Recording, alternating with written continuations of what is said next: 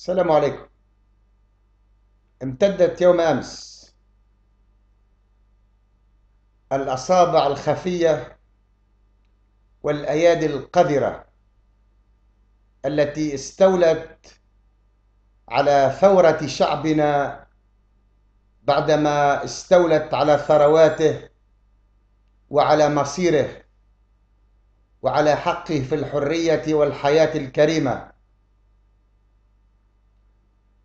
لقد قام السمسارون من الطبقة المهيمنة على رقاب شعبنا، طبقة المستكرشين، طبقة السمسارة، الذين هم همزة وصل بين رأس المال العالمي المهيمن والكافر بحق الشعوب في الحرية والكرامة وحقهم في تقرير مصائرهم والسير ببلدانهم نحو ركب الحضارة والتقدم والعلم والمعرفة. أصبحت تونس مقبرة للنفايات الأمريكية، النفايات النووية.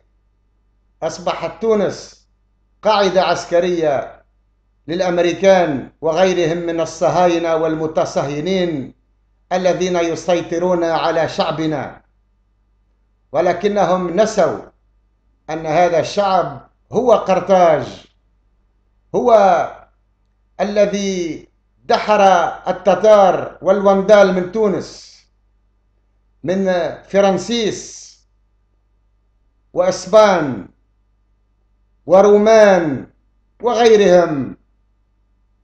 كل الهجمات التي واجهنا شعبنا خرج فيها منتصرا، وسينتصر هذه المرة على التهمة العسكرية الحاكمة في تونس، إذ لم يعد في تونس مجال للحديث على حكم مدني أو حكومة انتقالية، بل أصبح الحاكم العسكري هو الذي يحدد الأجندة الانتخابية، وهو الذي يحدد حق التعبير وحق معرفة الأخبار الصحيحة.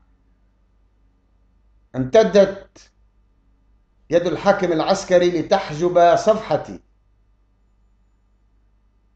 صفحة جلال بريك، ثم نبهت أنني لن أكون الوحيد، ولم تنتظر الدوائر المجرمة أن تؤكد كلامي، حيث قامت بحجب أو محاولة حجب، لأنها لن تنجح، صفحة تكريز التي هي شرف لي وشرف لكل شباب تونس وكهولها ورجالها ونسائها.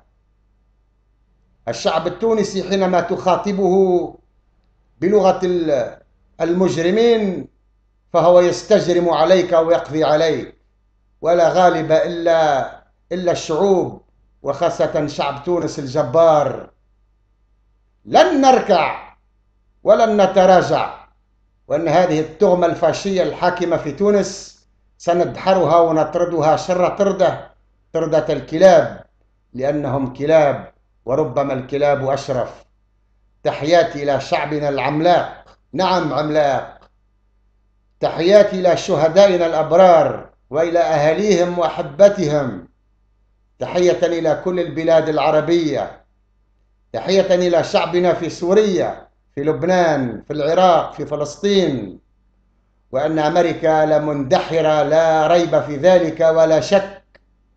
وأنني في الختام أتوجه إلى قيادات حركة النهضة وبعض الجرابيع الذين يصطفون وراءها من أجل سرقة ثورة شعبنا.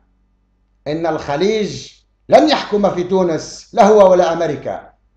السلام عليكم ورحمة الله وبركاته، وأنها لثورة منتصرة. إلى اللقاء.